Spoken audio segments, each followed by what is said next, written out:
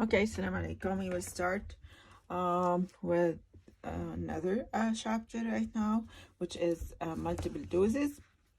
And multiple doses will be uh, involving in this course IV, bolus, and extravascular multiple doses. And when you are in clinical kinetic, inshallah, the multiple IV infusion will be involved there.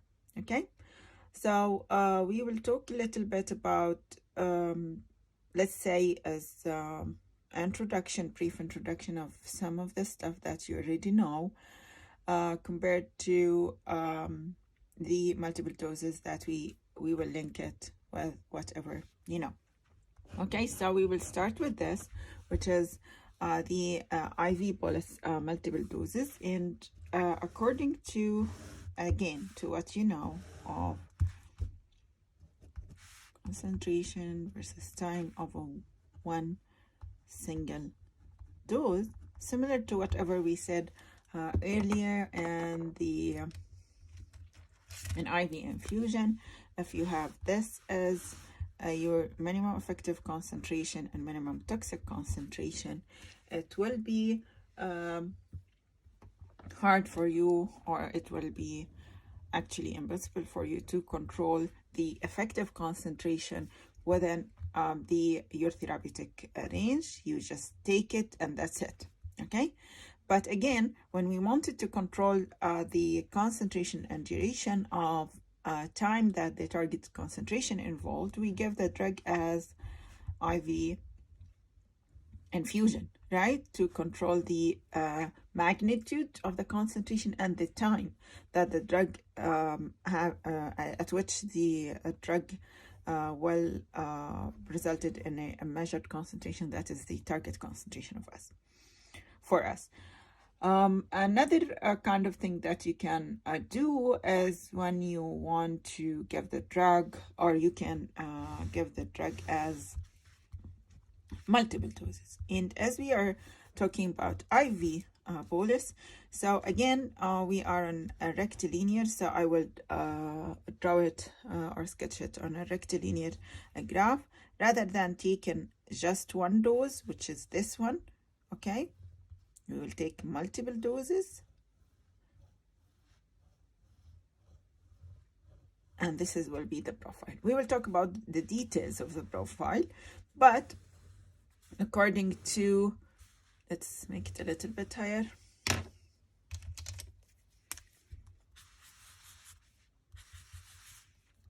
If this is my minimum effective concentration and this is my minimum toxic concentration, by the multiple doses, you can control the concentration, which will be in this area, which is the desired and target concentration, and also the time at which you will have this concentration. So by multiple doses, you can control or prolong the time of the therapeutic activity of the drug. Okay, for the single dose, by knowing the dose, we were able to go through the kinetic of the drug, and it was right for, again, we are talking about IV bolus, and this was dose over VD. So by changing the dose, we were controlling whatever that we are having as a concentration, if you remember, because it's proportionally related to the concentration at certain time. Okay, and here we have the dose, which is again as main factor. By adjusting it, we are controlling whatever is happening here, in addition to what we call it dosing interval, or tau. Okay, this is called tau. Okay, so dosing interval, which is the time that you are taking, the time between different doses. So this will be tau, this is tau, and this is tau, and so on and so forth. Okay, so we have two kinds of things that will control the dosing regimen that you have, and also we will talk about how this will happen and the details of it. Okay, before going into the kinetic of the multiple doses, we will talk about again some stuff that you already know here. Before having the, there we go.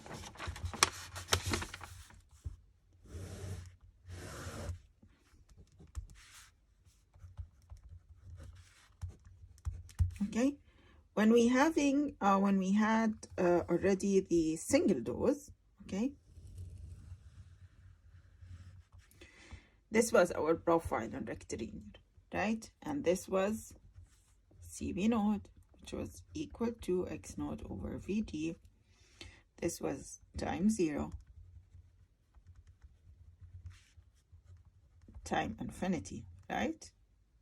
At time infinity, concentration at time infinity will be equal to 0, right? According to, again, assuming that we still are talking about one compartment, okay?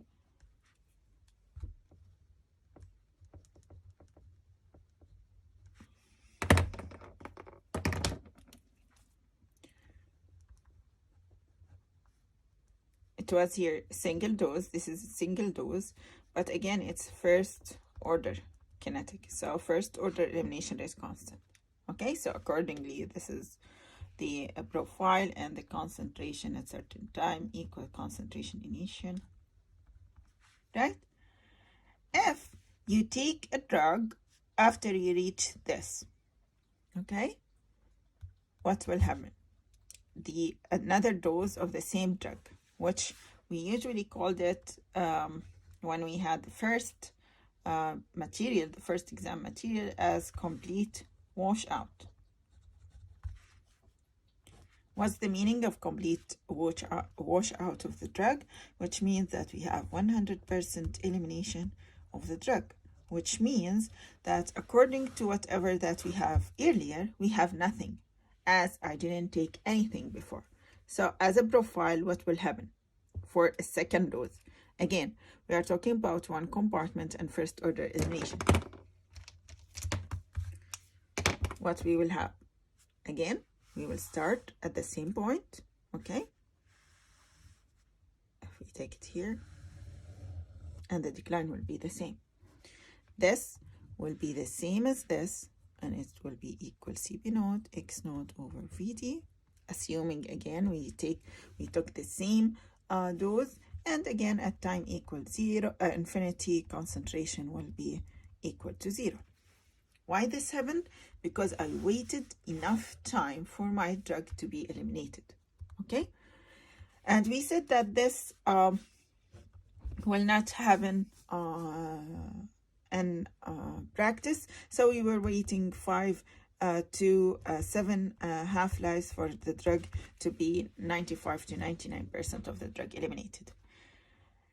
And by definition, this would be a multiple dose, right? Multiple dose regimen, right? Because we took the first one, we waited a little bit, we took the other one. So we took 2 doses, right? But this is independent multiple doses, okay? Which means that they are behaving the same. So I'm dealing with this as a single dose, and I'm dealing with this as a single dose. So in your first exam, if I give you a drug or I asked you about a drug and I gave it as a dose, whatever the dose, and then you did your calculation to determine some of the parameters, and then I told you after complete washout or after complete elimination, we give another dose. And you have one question earlier in the first material, excuse me. And if I change the dose, we were dealing with the same parameters that we already have, right? Because we already have independent doses, and you were dealing with it as a single dose kinetic-wise, right? Why? Because they are independent doses. But this is not we are talking about in the multiple doses regimen, right? This is not what we are talking about in here. Well, in here, because we are having enough time for the drug to be eliminated, the initial concentration or the elimination is the same, and there is no change. So we will not have no drug is there before giving the other dose. So we don't have accumulation, which will happen if we didn't wait enough time for my drug to be eliminated. But this is not the case in here. Okay, what if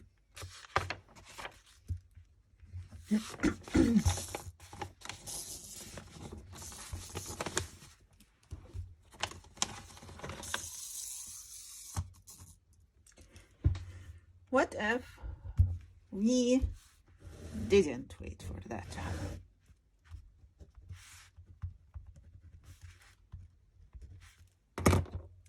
In other words, this is my, let's just make it a little bit smaller. So this is my first dose. So if I wanted, again, we are talking about one compartment.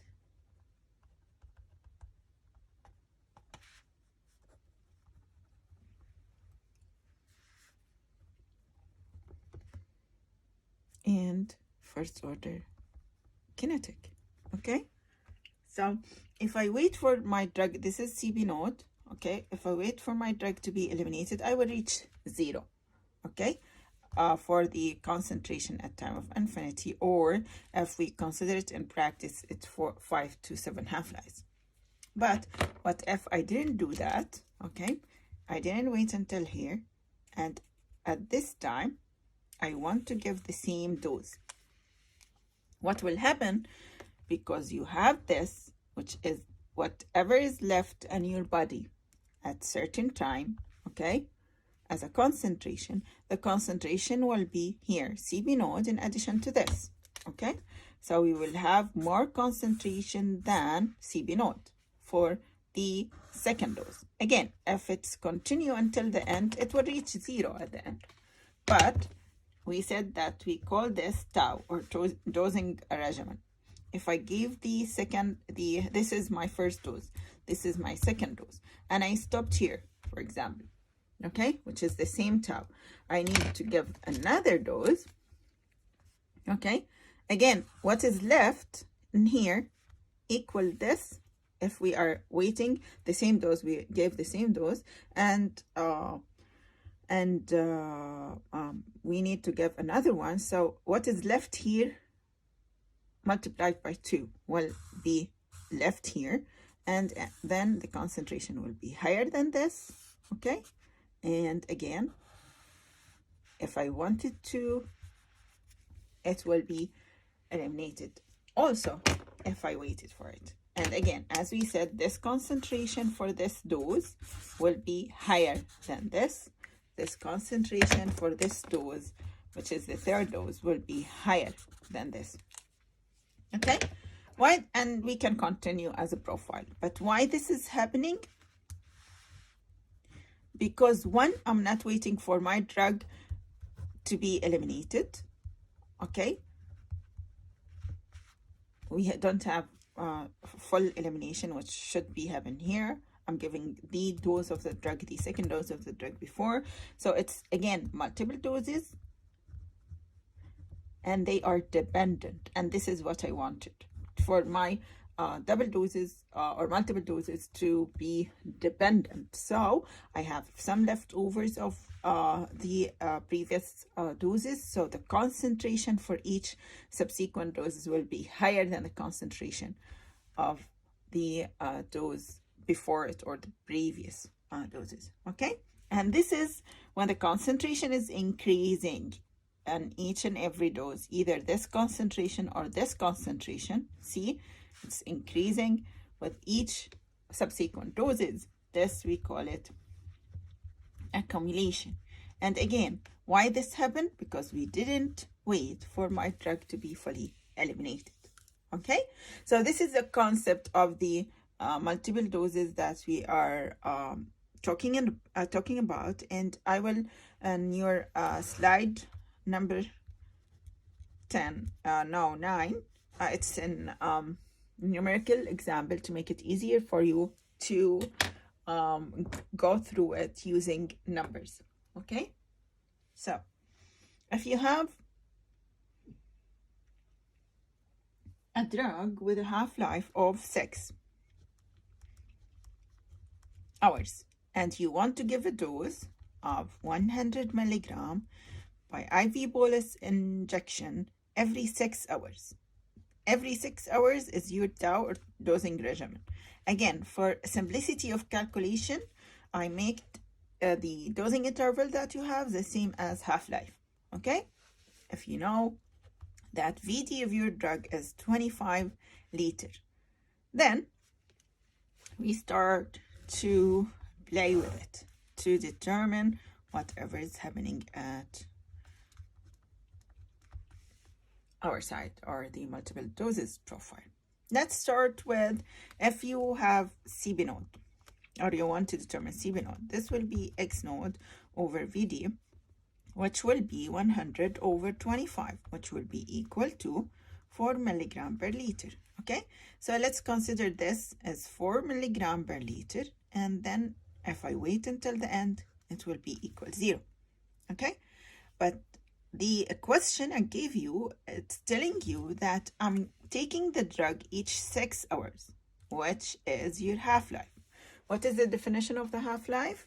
That the initial concentration or amount that you have will be half, right? So this will be what? 2. I will write it here. Okay, so you took the other the second dose. So this is my first dose.